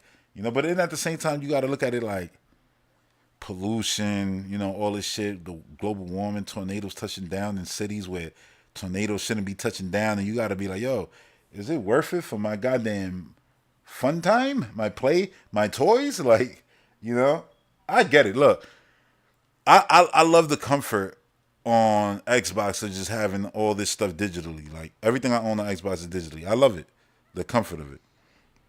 You know, if I want to go right now and play Mario Kart, I gotta go and take out Tears of the Kingdom and put Mario Kart in. I get that, you know, and that comfort is beautiful. But then, you know, you talk about trading in games, letting people borrow games and stuff like that. And I know, yeah, Game Pass alleviates some of that. It's like, why you got to borrow games? Y'all got Game Pass. Y'all got the same game library. Your backlog is my backlog, baby. Like, you know what I mean? Like, it's a beautiful thing. But, you know, there's people who just like collecting, and there's people who that's what they do. How dare I tell a collector, nah, yo, don't be a collector. It's just, sadly, you're going to have to, you know, change up what you collect. You're gonna have to start collecting God books or something. Like I don't know what to tell you. Like, we're heading in that direction, whether people like it or not. And people can say, "Oh yeah, we're gonna scream and yell on the internet and make the console flop." No, you're not. And I'm gonna tell you why. When Game Pass first came on the scene, and don't tell me I'm lying, because I'm a Nintendo fan, so I'm 100% tapped in. But you had Nintendo fans and PlayStation fans saying, I like to own my games. I like to own my games. And my argument would be like, yo, why they always say this? Like, if you can't own your games, bro, you get a 20% discount if the game is in Game Pass. You own your game for cheaper. And again, in the better ecosystem. I like to own my games. I like to own my games. When I started ranting and going in on Nintendo for making all their games rental and giving us no ownership of their stuff, and I was looking around seeing who was gonna be in it with me, and I realized, damn, everybody done ran out this trench. Everybody was in this trench when they thought it was Xbox who was doing this. Once Nintendo was the one who actually took game ownership away from you, crickets. Ain't nobody say shit. So that just tells me people complain when Xbox does it, like we saw back with TV. But when someone else does it, it's not really a problem. So Sony will be doing it first. They'll come out with a fully digital platform first, probably. I mean, they already got one out, right? And Xbox has one out too. But I think Sony's going to be the first one. But yeah, there's no version that holds physical media, right? And then everybody going to be like, good, cool. Yeah, what's the point? And this ain't needing no more. No. And I say they're going to be first. Because I think Xbox is going to let them be first. 'Cause I think Xbox is aware of what I'm aware of. If we do it, then we bad. Remember when in the slide that leaked, they said, oh, and wonderfully, you know, and they're like beautifully digitally, you know, and your library, like they use that kind of wording. And people were so offended. But I'm like, bro, the console is a sphere. It's mad beautiful. And it's small, sleeker than the Series X, and it's digitally. So saying beautifully, digitally, whatever the way they worded it, made perfect sense. People was mad. How dare they? Like, bro, why y'all act like y'all ain't fucking digital on everything? I bet you most of y'all got Spotify. They don't even own y'all music. Shit, I've been using Spotify since it came out. I haven't bought a CD since. What year did The Cool come out by Lupe Fiasco? I think that was the last album I actually bought physically. And that's because I had the whole, what is it, trilogy? What it was, Food and Liquor, The Cool, I think The Cool 2, whatever. Whichever one was the last one of that series. I bought that shit physically. That's it. I haven't bought a physical album after that. I can't even remember. I remember getting Relapse, physical, when that came out, like years ago. This is what I'm telling you. It's been years. You know what I'm saying? Like years. And yeah, it's wild. Like that people try to like fight these fake battles. Oh, you said The Cool is '07. Look at that. '08. Yeah, exactly. I haven't bought something since, and I was just about to say that because I moved into my own place in '09. You know what I'm saying? So yeah, and I never bought a CD while I lived here. I remember putting all my CDs in boxes to bring them here. And I remember that CD is at the top of the boxes because that's the last CD I got, that Lupe CD. Like, bro, I don't know why people act like they ain't digital. Like, oh, that's you. Or I love when the people in the consoles pretend in order for their console wars to care about most. Like, I genuinely care. That's why I just had a whole segment about accessibility in games. I always talked about the adaptive controller, how Nintendo is wild for being able, like it's wild that they could get away with being the only one without having a way for everyone to play their games, while their games are being reviewed the highest for being the worst when it comes to accessibility. And this is something that Nintendo prided themselves off during the Iwata era of having grandmas and everybody being able to play their games. I'm like, I really talk about that for real. I always have on this podcast. People legitimately could give two shits, but when it comes for console war, they'll go, "Oh yeah,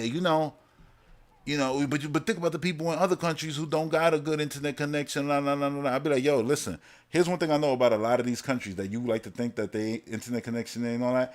They internet on their phone be banging, and everybody over there got phones. It be like that, and that's what I said. Microsoft was smart to put Game Pass on phones, like, but not like I say, yeah, it's true that there's certain places where, oh yeah, things are gonna play out different. But a lot of these guys be fake caring because when it's PlayStation or Nintendo, they don't care. They don't bring none of that stuff up. There's this. This is where the tax conversation comes from. There's no Xbox. Listen, anybody who says there's no Xbox tax, you could choose to still listen to them, but it's pointless at this point because you're lying. You lying out of the side of your neck, your mouth, your asshole, everywhere. Anywhere you could talk out of because you stay talking shit. Clearly, because you bullshitting right now if you saying there ain't no Xbox tax. That's the Xbox tax. The fact that when they do something, oh, Tomb Raider is exclusive. Bad. When Sony started buying exclusive, paying them up, nah, not an issue. This makes sense. Final Fantasy been on Xbox, but you forgot that they literally bogarted that shit off Nintendo. Like, come on, man. Like, y'all don't keep the same energy for nothing. For nothing. And that's why I can't sit here and entertain, like, these fake, pearl clutching conversations right now. And it's just like, it's just bad from all angles because it's like, it's crazy how many people it's crazy how many people are genuine Xbox fans, but still haven't wrapped their heads around Xbox being winners, Xbox having already won the console war, and Xbox being available in multiple places. Like, this is still something that oh my God, it's like, yeah, y'all got to stop fighting this console war. Who y'all fighting with? Like, PlayStation guys, when you look at them, they be like, and I'm talking about, the PlayStation guys, the insufferable ones. You know those guys. When they be going in, and they be saying all that shit, and you be rolling your eyes, like, look what they said about Xbox. And then maybe if you're a content creator, you defend it, right? And you go, oh yeah, blah, blah, blah. That's not true. Blah, blah, blah. That's not true. And it's like, you doing that, but you know in your heart that whatever you say, they just gonna literally grab the goalpost, pick it up, walk a little inch, put it down, and say, no, this is what I meant. No, this is why you wrong. They ain't no winning. It's just console war. Back to back to back to back all day.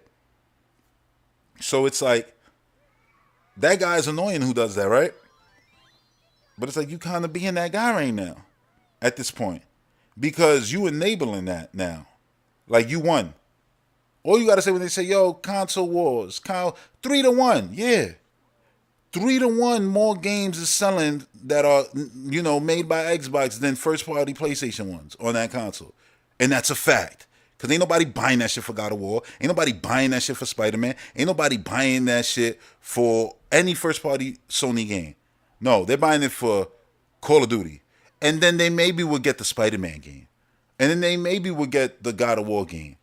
But the truth is, they're buying it mainly for Call of Duty. So again, where is this console war that you fighting? Where is it that you're losing again? They're moving work on their competitor's block. And not only that, they're not moving work on their competitor. They're making their competitor move the work for them on their own block. While lying to their fiends, their customers saying, nah, man, we good, we up. And then real numbers is coming out, real slides is coming out showing, oh, wait, they not good. They actually lying through their teeth. Of course they are. Listen, Jim Ryan didn't go out there. People was like, oh no, he's gonna pad it out to make them seem worse than what they are so that they could win. No, he was out there really speaking facts, telling y'all exactly what it is. You know what I'm saying? Telling you exactly what it is. And you just didn't want to believe him. They buy Call of Duty, we're done. They bought Call of Duty. They're done. What are you still consoling about? Oh, but nah, I should still be able to use this game in order to compete and defend against the guys when they say the things they say. Again, I just gave you the best ammunition. It's literally a shotgun blast straight to the dome piece. There's nothing more. One hit, over. You playing a License to Kill mode right now, all right? Like, oh yeah, my console 331. Yeah, what's the number one selling game on that console? This year, next year, the year after that, and the year after that, and the year after that. Oh, okay. So are you really winning? That's it. That's it. That's all I can say on this topic, man. And I'm done with it.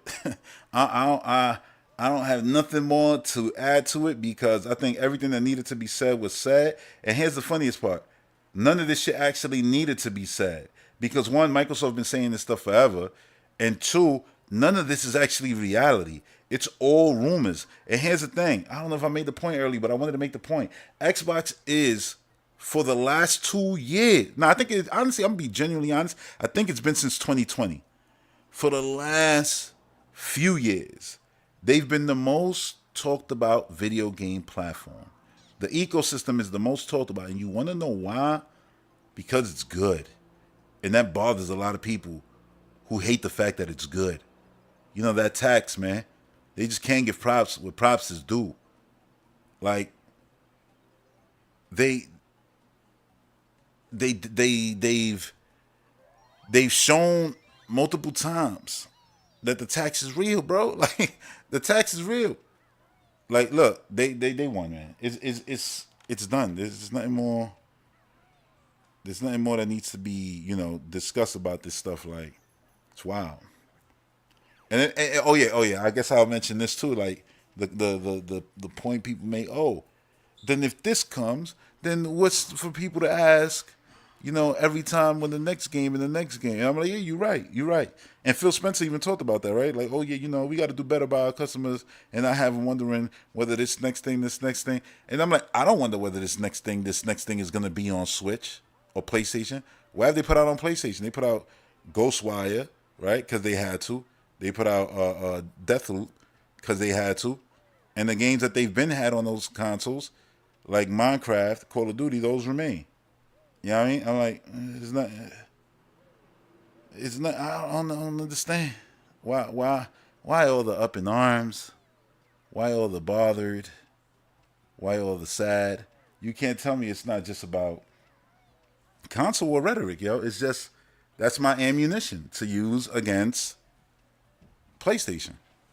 People really mad right now because of console war. They're genuinely mad because Microsoft, it's making it harder for them to console war. That's the bottom line. It don't matter. Go listen to any Xbox podcast and tell me that you don't feel that coming through it. That it's, oh yeah, this person is just genuinely tight that he can't console war. But it's like you trying to fight a war that you already won, which in my book makes you look crazy, like those PlayStation guys who just be moving goalposts and want to keep going. It's like you want to keep going when you've already won. Know when you won and move on. Play video games. Enjoy. I'm not telling you that your content, you can't be in it talking console war stuff. Sure, you want to poke fun at, but it's like acting like there's really like, yo, this competition. Like, what is Sony putting out in 2024 that's going to sell like Call of Duty? What did they put out in 2023 that was going to sell like that? Exactly. What are you talking about? What are you talking about? What's bringing in more revenue than Minecraft for them? Like, what are you talking about? The next numbers is going to come out, and hopefully this is when it changes. When the numbers come out for Microsoft the next time, for the next, fiscal year or all that, if I'm not mistaken, it's going to include all of it. And by all of it, I mean everyone and anyone who is affiliated with the Xbox ecosystem. That profit is going to look crazy. It's already looking crazy. They're already beating PlayStation on profit. I think now they'll officially be beating Nintendo once you put everything, right? Candy Crush money, everything. This shit going to look crazy. And the discrepancy is going to be huge, I bet, right? Will that finally make people understand, like, they've won? There's no battle to be fought. People act like, yo, they sold about 30 million, Xboxes, and PlayStation sold 50 million. I talked about this in the last one. I don't know nobody who got the same PlayStation that they got when PlayStation, when they got their PlayStation 5, all of them got the new smaller one. I'm like, yo, PlayStation has always sold a lot of hardware to their same user base. They milked them, whether it's with PlayStation portals, whether it's with VR headsets that they're not going to support, whether it's with, back paddles on the controllers that's going to be for a generation that's done. Like, dude, they do this all the time. And their consoles was always selling, whether it was, this one mainly sold as a DVD player, as a Blu-ray player. Nobody using that shit to play anything other than, Call of Duty or 2K or Madden, whatever the case may be. Like, that's a real thing. They're the casual box. A lot of those are going to be bought and it turned on once and never turned on again. And that's not a negative. Nintendo has had successful consoles like that. Anyone who has a successful console is going to have that. I'm sure there was many 3DSs that were bought and barely any games probably bought for them. You know what I'm saying? Like, that's just the way it goes. So, again, people act like, listen, like they got this, they sold all this. I'm like, yeah, well, but the numbers ain't adding up. The math ain't mathing right now. Because for all that they sold, why they first party games sell like that? Or don't sell. In fact, like, that's crazy. And that's what it is.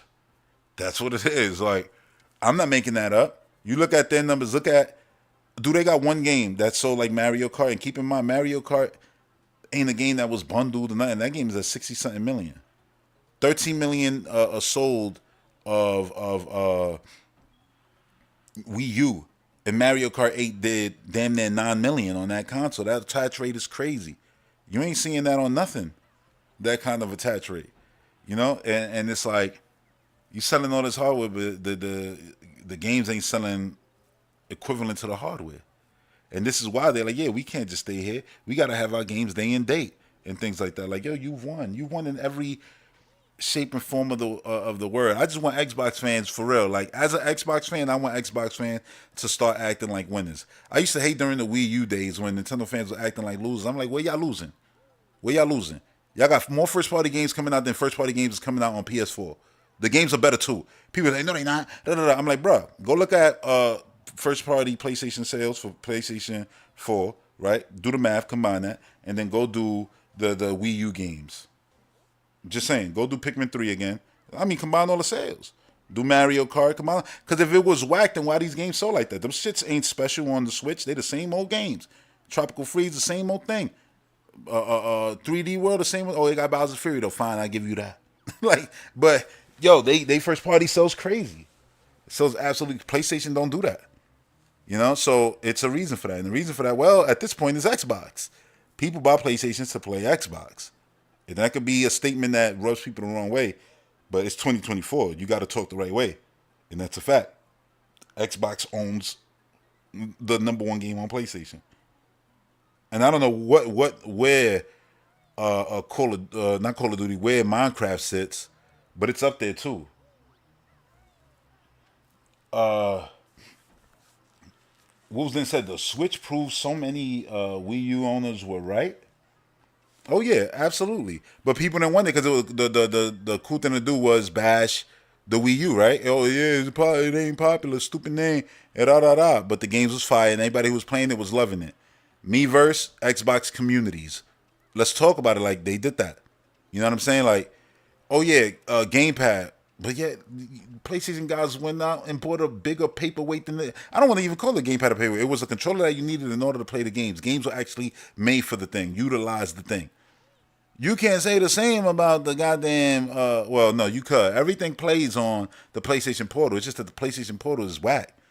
It's a cash grab, and you need everything PlayStation does. You still need a $500,000 piece of hardware to play. Somebody say, "Oh, VR is cheaper on PlayStation." No, it's not.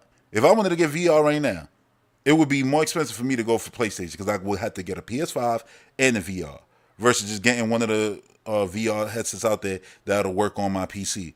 Like, stop it, dude. Like, dudes were really out here, cap their ass off, for their favorite company. And it's like, yo, what are you doing? Like, let's be honest here. Let's just be genuine. Like, I'm not going to sit here. I said this. I'm not going to be on this podcast and talk like I'm like this podcast isn't dedicated to the two biggest. These are facts. I don't care if people gonna be like, how you gonna say that? Console sales, whatever you say, bro. Whatever you say, the two biggest about any metrics. Most talked about. Why are they the most talked about? Why are they the most talked about? Because I don't know, maybe because they get the most click, they drive the most traffic. So it makes sense to make an Xbox rumor up right about now, right? Oh yeah, let's make an Xbox rumor up. You know, it's the beginning of the year. We need some clicks or whatever the case may be. And now, granted, I don't even think this thing came from like maybe it did come from a specific website. But the point is, like, yeah, that's gonna play into it too. Like, you could just say shit and it ain't true. It's still gonna get you clicks. Everybody talking about it. I'm talking about it right now. And my whole thing isn't even like about the demo. My whole thing is mostly talking at the people reacting like it's the end of the world when it's like you could just sit here and name games and those games ain't different. The only thing that makes those games different is that you felt like, oh, Ori's 2D, so it wasn't good enough to use in my console war rhetoric. Like, Ori's better than every first party PlayStation game. Oh, I really feel like that though. So what? I think Metroid Dread is better than every first party PlayStation game too. So what? I really feel like that. You know what I'm saying? Like, I think Metroid is a better IP than every PlayStation piece. So what? I really feel like that. At the end of the day, it fathered more games than any PlayStation IP. Am I lying? No, that's facts. Like, you can say, oh yeah, but it didn't sell like that. So what? If I didn't sell, I'm the most goddamn influential game you've ever seen in your life. Talk to me about sales. Like, stop it. These dudes took EA's template from Everything or Nothing and ran with it with all of their IP basically. And everybody, yo, innovation, so smart, so good. Nah, let me not shit on them, take nothing away from them. They're good. Yeah. But nah, I really do feel like that. Like, there be these games that be way better, and it's I don't know. I'm just tired of people acting like, I don't know. I don't know if the word like loser energy, like, and I don't mean like you're a loser. I mean like as a loser, like, oh, I'm losing the console war. That's what I mean.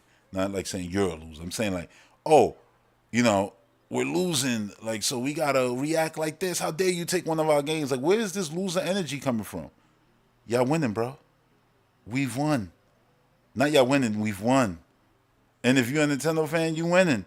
Like, and listen, the truth is, I can't sit here and say that about PlayStation because it's like, bro, I can't call a console with this lineup that's just basically all PlayStation 4 games and like 3 exclusives a good body of work while they over here talking about we about to come out with a pro console to take advantage of what exactly? Grand Theft Auto 6 or Call of Duty? Which one? You want to make our shit run better on your shit? That's what it is? You basically spraying your butt, say, listen, it's different from the blood on that side. No, it's the same. It's the same. It's the same. Yo, they can smell that spray. They still know it's dirt. Nah, it ain't dirt. It's my shit, so it's fire. Like, no. But for real, it's just mad funny. Like, this whole situation is crazy. It's crazy from all sides. How everybody took it so serious. It's like, damn, rumors ain't real rumors no more. Now rumors are, it's like, guilty until proven innocent now. And then people want Xbox to come out and yo, it ain't good enough that they're the only execs who actually interact with us, the players. Sony don't got nobody, Nintendo don't got nobody. Ain't nobody interacting with you, answering your questions, going on your podcast or none of that. You're an Xbox fan. Your favorite a known podcast out there probably done had somebody from Xbox on it. Probably got some kind of connection to people from Xbox who responded to them or whatever the case may be. I hope this podcast, and this platform could get big enough one day that'll be the case. But that's the thing. You know what I'm saying? Like, super huge platforms, they get this support from Xbox, and then they confuse that to think like, oh yeah, so now they should just jump out the window for everything, for every little thing. Oh yeah, like, nah, man. The double standards and the fact that they go above and beyond compared to anybody and still be getting raked over the coals, it's just wild, yo. When they gonna be appreciated? When they go out? Motherfuckers appreciate Sega still to this day more than they would Xbox, even though Xbox is better than Sega. Was ever. Their IP too was better than the best Sonic game. Like, stop, bro. Like, you gonna really compare Xbox to Sega? I'll do that. I'll play that game. And you'll get slaughtered. You'll get slaughtered. Oh, no, but you can't count Xbox who owns Call of Duty, but I could because they do. So stop it. Like, what are you talking about? Oh yeah, they consoles, but I love the Dreamcast. Yeah, it ain't better than the Series X. Oh yeah, but if what if? Like, no, there's no what if. Nobody done made a console like a Series X. You could watch your movies and do all this shit. PlayStation, you can't even do. Well, not you could through other means, not through their actual, movie software like they did in the past. Even though they own a movie studio, weird. But yeah, like I could sit here and go into through it and belittle other hardware to prove like, yo, what Xbox do is just out of this world. But I don't. I mean, I don't need to do that. The proof is in the pudding. That's all I'll say. But yeah, people like if you think Xbox, oh yeah, but with the console they could do they ain't nothing they could do. They not taking Japan.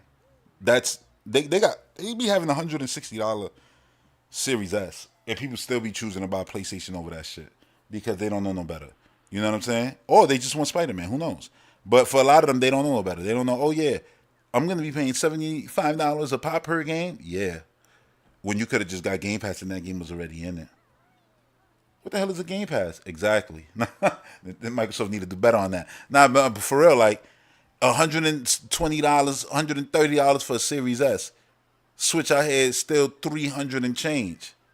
Like, it's wild. And it's like people think like, oh yeah, they're gonna out console this. Nah, they just gonna out hustle everybody.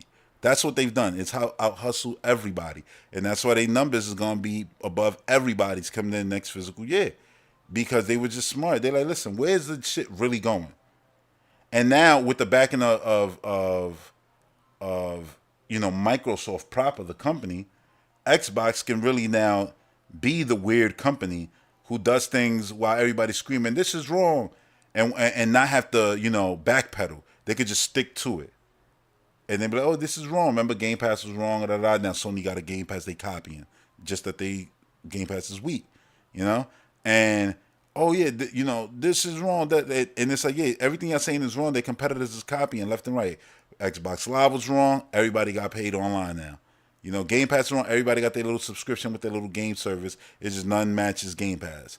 Like, bro, they always gonna be wrong because they the first, they the punching bag, and nobody ever wants to give them credit for being innovators. Like, I give Nintendo all the credit in the world for being innovative.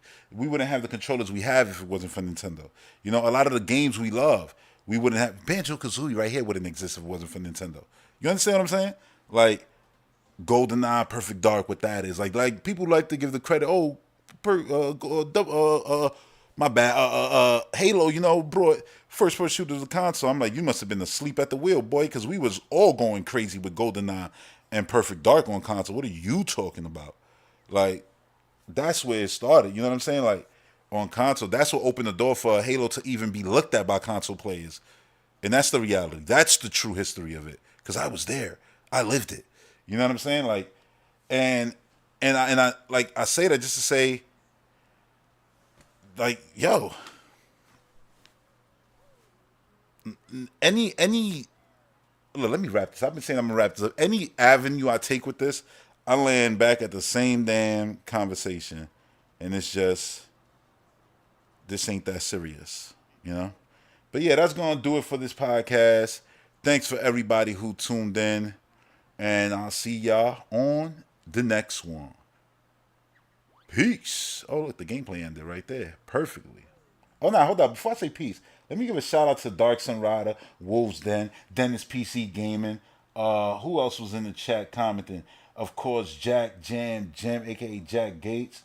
Yo, shout out to all of y'all who came through. Wolves Den, continue to keep us updated on the Discord, on your Metroid, your Super Metroid playthrough. And if you made it to the end and if you're new, consider subscribing.